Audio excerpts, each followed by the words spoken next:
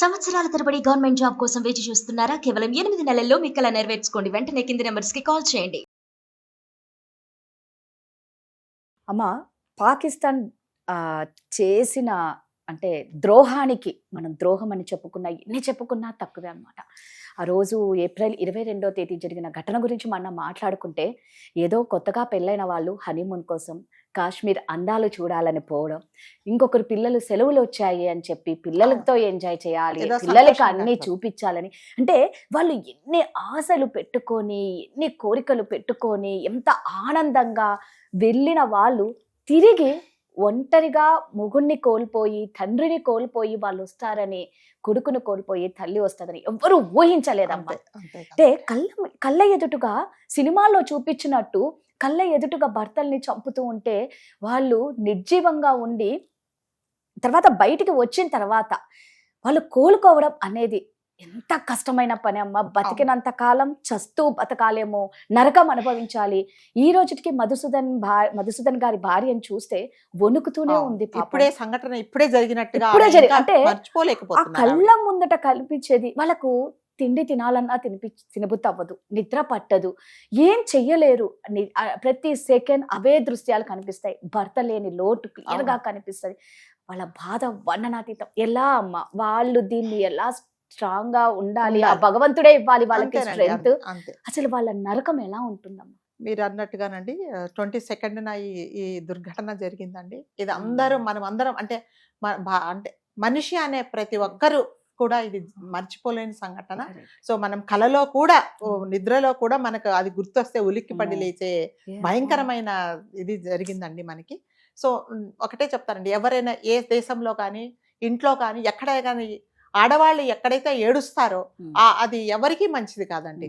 అట్లాగే సో ఇప్పుడు వీళ్ళకి ఇది ఇప్పుడు 26 మంది పసుపు కుంకుమలను తుడిచేసిన పాకిస్తాన్ కు ఇది నిజంగానే మంచిది కాదు.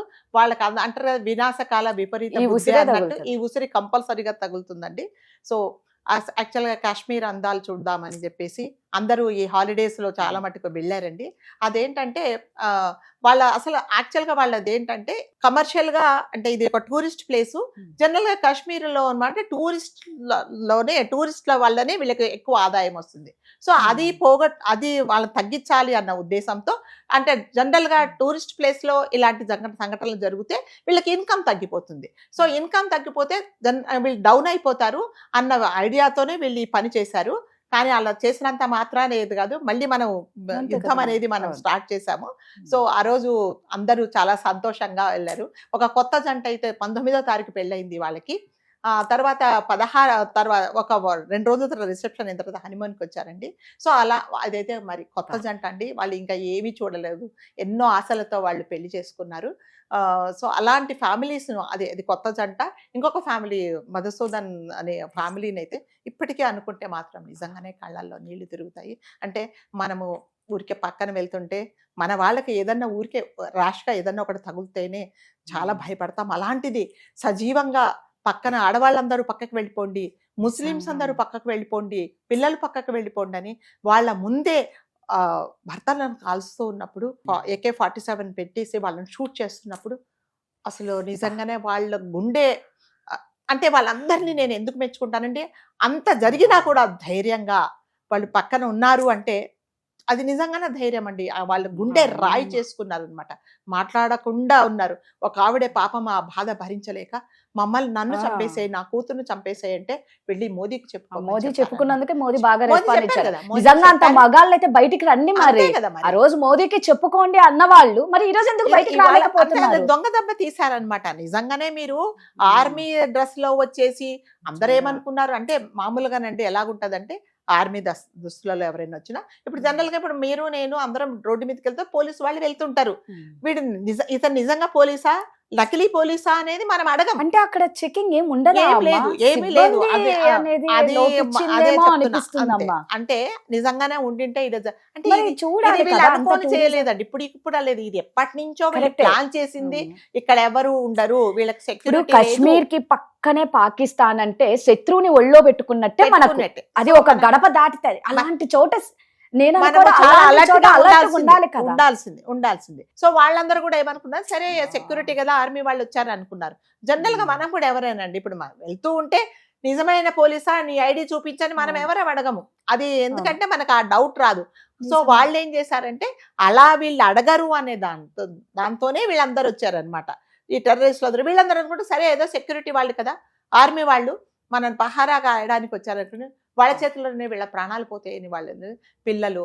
నిజంగా మధుసూదన్ గారి వాళ్ళ అబ్బాయి అయితే చాలా స్ట్రాంగ్ ఉండే అబ్బాయి. చాలా అబ్బా. జస్ట్ ఒక 10-11 ఇయర్స్ అంతే ఉండొచ్చండి. 10 ఎంత years. స్ట్రాంగ్. నేను మా అమ్మకు నేనున్నాను, మా అమ్మ నాన్న లేడు అని మేము అనుకోం. నేనున్నాను, నేను బాగా నేను బాగా చదువుకొని చదువుకొని మధుసూదన్ రావు బిజినెస్ డెవలపర్స్ పెడతాను అనేసి పెడతాను అని అన్నారు ఆయన చెప్తున్నారు. పేరుతో. అంటే అంటే అబ్బా. అదే చెప్తున్నా.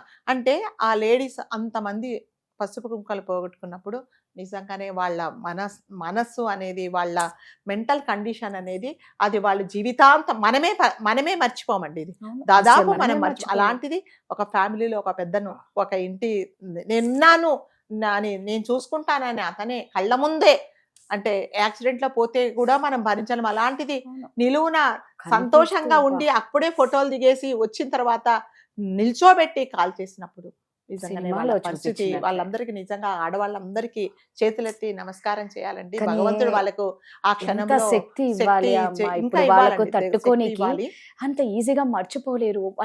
వాళ్ళ బాధ ఎవరు తీసుకునేది. ఇప్పుడు నీ చేతిలో బరువు ఉందంటే నువ్వు మోయలేవు, ఇవ్వమ్మా అని అని మీరు నా చేతి నుంచి అవును, అంతే తీసుకోగలరు. కదా. అది ఈ రోగాన్ని కానీ ఒక బాధని కానీ ఒక మనిషి కోల్పోయిన బాధని మనం తీసుకోలేము. అలా తీసుకునేది అంటే బాగుండేమో అనిపిస్తుంది. అందరం తీసుకుంటే వాళ్ళమండి వాళ్ళ బాధనంతా. నిజంగానే మనం అందరం అలా ఉంటే అది ఎవరు బాగుండేదేమో తీర్చలేదండి. అనిపిస్తుంది. అంటే కుటుంబంలో నిజంగానే వాళ్ళ అంటే ఒక తండ్రి, జనరల్ గా తండ్రి ఏం కోరుకుంటాడంటే నా కొడుకు చేతిలో నేను పోవాలి అనుకుంటారు జనరల్ గా. అంతే. అలాంటిది కొడుకు ఇలా చంపేశారు అంటే ఆ తండ్రిని చూడలేకపోయామండి. ఆ తండ్రి బాధ జనరల్ గా తండ్రి అదే అనుకుంటాడు కదా, నా కొడుకు నాకు తలకొరివి పెట్టాలి అనుకుంటాడు. కానీ ఈ యాక్సిడెంట్ లోను ఏ రోగమో పోతే కూడా అంత బాధపడతాం.